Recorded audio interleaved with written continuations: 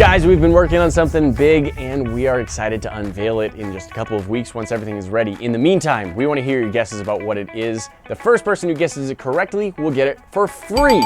Post your guesses down in the comments and start using the hashtag TKOR creator so your guesses are seen on social media. Also, if you click the link in the description below, you can sign up for our mailing list so you can get updates about what's to come.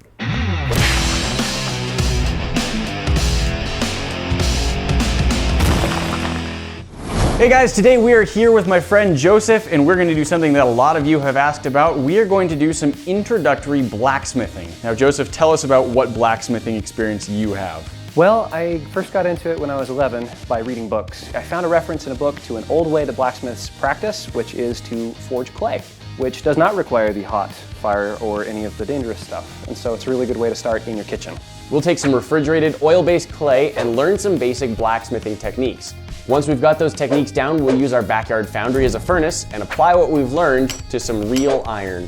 All right, so we are going to show you a little bit of blacksmithing with real metal and real fire, but then we're also going to show you Josef's practicing method where you use oil-based clay that you have refrigerated, and the tools are the same. Yep, tools are exactly the same, and the techniques are exactly the same. The cool thing about clay is it's actually a really good analog for the way hot metal behaves, and so you can learn how to forge tapers and to do upsetting, to punch and do all this stuff.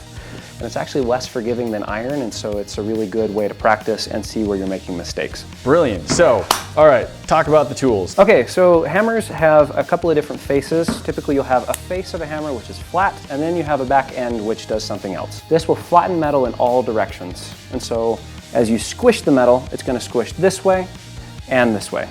The most common type of blacksmithing hammer is called a cross peen hammer, and this thing is insanely useful because this back end, when you hit metal with it, is only going to spread metal in this axis and a lot less in this axis. And so it's really good for stretching out metal in areas where you want it. You also have straight peens, which have the same kind of chisel shape, just done vertically. This is a cross peen. I found one. Yeah. This one is a ball peen. You've probably seen this type before. And this one is useful for dishing and making spoons, and it's more of an aggressive spread of metal in one kind of point. And this is an anvil. What is this made of? This is a Harbor Freight junk anvil. Do you know, is this iron or steel? Or... This is cast iron. How much does this anvil weigh? This anvil is 55 pounds. I'm so strong. Yeah. Oh, 55 pounds. Oh, wow. So we have our 55-pound cast iron anvil, a variety of hammers. Maybe let's try a little bit of room temperature clay, and then we'll move to the refrigerated clay, which is more like the actual metal. And then we'll eventually move up to the actual metal. Oil-based clay, and so this is just the stuff that you can get at like a craft store, right? Yes, like yes, this is the stuff that kids can play with, bright colored stuff, and this is, when we say oil-based, we mean that this is a thick, probably about the consistency of petroleum jelly type of oil with a substrate in it, and it doesn't dry out because this has no water in it to dry out. You could leave this out for a year and it would get dusty, but it would still be pretty much the same. Step one, take a hammer and try squishing it, just to get a sense for how that goes. You want the most power you can get with perfect control. Ah, so here I have tons of control, but not much power. Here I've got loads of power, but like my aim's gonna be way off. Yeah, so because this is room temperature clay, we need like no power, so err on the side of control. You're seeing the divots that your hammer is making? Yes. You want to be aware of those. Any tilting of your hammer like this, or like this, or like this is going to make dents. So when I keep the hammer relatively flat here, I get only very, very minor denting along the edges. But if I angle my hand wrong and then hit in the middle, I suddenly have this big old crescent shaped. And I assume in metal, that's kind of hard to get out. Yes, very much. Clay is it's less forgiving than metal, but you're gonna get the same effect with metal, and so this is a good way to train. And I can see I'm flattening down on top of it, and like it's still visible, that crease I put in there earlier. Lift up the clay from the anvil. It's gonna try to stick to the anvil, so you're gonna wanna lift it every couple of hits just to make sure it doesn't stick. Regularly yes. remove it from the anvil. That does not happen with real metal. Okay, now try flipping at 90 degrees and stretching this out. Yeah, you'll notice that now that this is kind of spatula shaped because you were spreading the clay in this direction. In this direction. In this direction. Exactly. Not so much into the bar though. Exactly. And so now try getting the same. We're gonna rotate it, and we're gonna try and make equal thickness to this again. Yes. All right. And now you'll notice it's puckering, so flip it again 90 degrees and fix the pucker. Now I've got like this chisel shape. Yeah. So do I want to flip it back to the first side or onto the other side? If you flip it on the other side, you'd want to bring it to the edge of the anvil right here so that you can maintain that place where it changes thickness.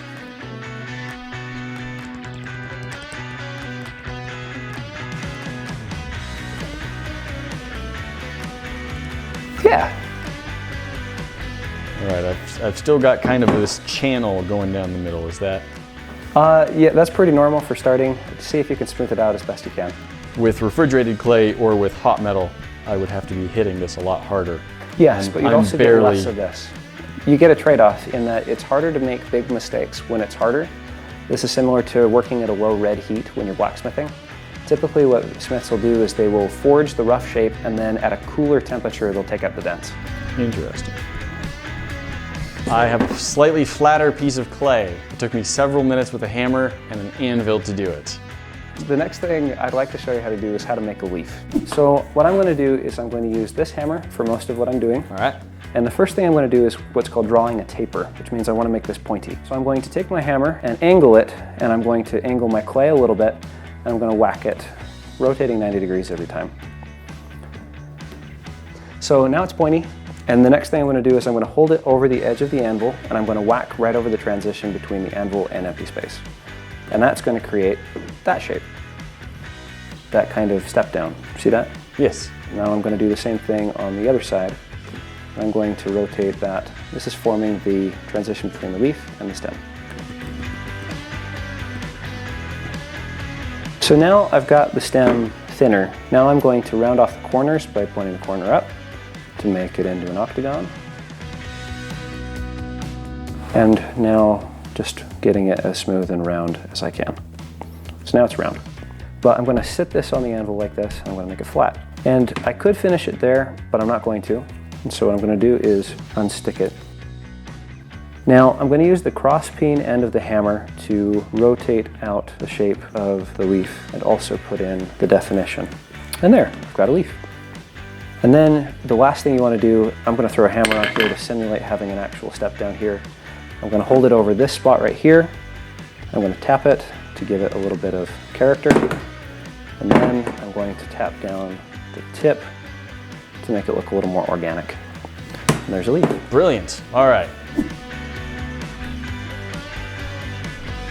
And how long do you have to practice before your forearm starts having strength and not getting really sore very quickly? It depends on how much rock climbing you do. Not enough apparently.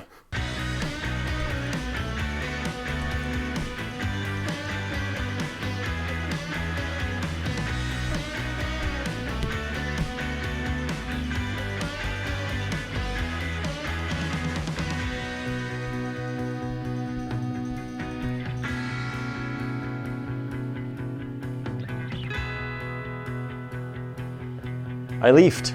You leafed. Frozen clay compared to regular clay. My forearm is already sore from holding a hammer, so this is gonna get interesting. So, same process? Same process. Oh my gosh, that's harder.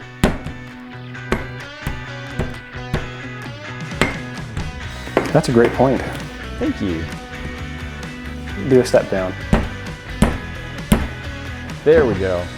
So I've got a bowl of ice and water and salt. Make this our sort of reverse forge. Let the clay sit in there for a few seconds. If you were doing something like this out of metal, how long would you be throwing it back in the forge for it to keep depends back on up? how thick it is. So the super thin areas like this spot are going to change temperature faster, so they don't have to go in the forge very long.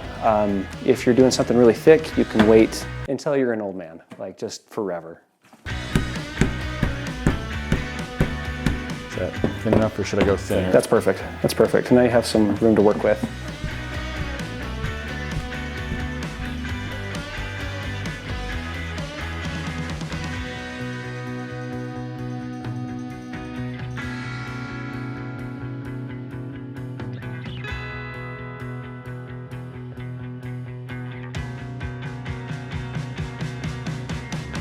Now we move on to metal. Yes! Metal. What's the... Like, what are we looking for? How do we know when it's ready? The nice thing about iron is that it changes colors to tell you how hot it is. So the scale of blacksmithing color starts at what they call a cherry red or a low red, and then you work your way up through reddish orange to reddish yellow to, at that point, the metal actually catches on fire. And so what color are we looking for? Orange? This is a mild steel bar that we've got right here, and so this is workable all the way down to a really low red. Okay. And so anything where it's glowing, we can hit it. So about here, this is how far I can grab this before it starts getting uncomfortably warm. It is warm. I mean, this part's warm. Back here, like, there's quite a heat difference between right there and right there. So I feel pretty safe holding it right here. And you do notice I have bare hands. That helps me feel how the steel is doing. Once I feel it cooling off too much under my hand, then I'll know it might be time to throw it back in. All right, let's see about flattening this a little bit.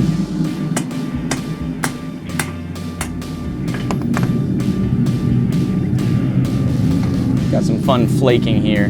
Yeah, this is magnetite. What's happened is some of the metal has returned to its ore state. This is the black sand that the Japanese smiths used to make their swords, except they find it naturally occurring.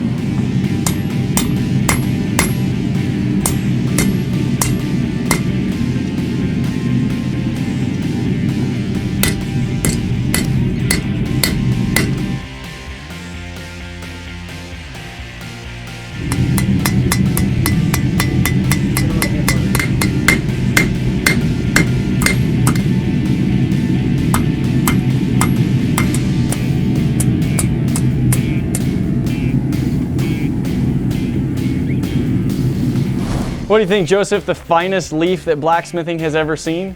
That's pretty darn good. Probably the best one ever, that no one has ever made a better leaf. I like the definition that you managed to put in here. That's actually, considering how tired you were from all the stuff we've been doing before, that's not bad for hammer control. And then you managed to get all the individual steps right, all the way up to here, so that's awesome. And there's very, very little carp's mouth here. So good taper, good set down, good texturing, well done. Intro to blacksmithing, this is actually pretty simple. We've shown you a couple of different ways of how to make forges that you could use for this technique. Our classic stand-up in a bucket forge and then our smaller paint can forge. Those are both things that would work for this process. You just have to have a little bit of patience, plenty of fuel, and a few tools, some hammers and an anvil. No matter which forge you decide to try with, exercise lots and lots of caution. Rule number one in blacksmithing, even if the metal looks black, it is still hot enough to melt your flesh. So like, assume everything's hot, assume everything's trying to kill you, be careful with the fire, and don't die. Thank you to Joseph for teaching me the beginning steps of blacksmithing. Using the freezing cold clay, that works great as an analog, and then moving up to steel. This steel is probably barely a step above iron, but I made it. Guys, thanks for watching. We've always got more for you to see. That box up at the top will transport you directly to our last video. You should check that out. The other box at the bottom will show you what YouTube thinks you should be watching next. And if you aren't a subscriber yet, just hit this bomb to get in the club, and that way you never miss out on the fun. Don't forget to ring that bell, and we will see you in the next one. Talk to you then.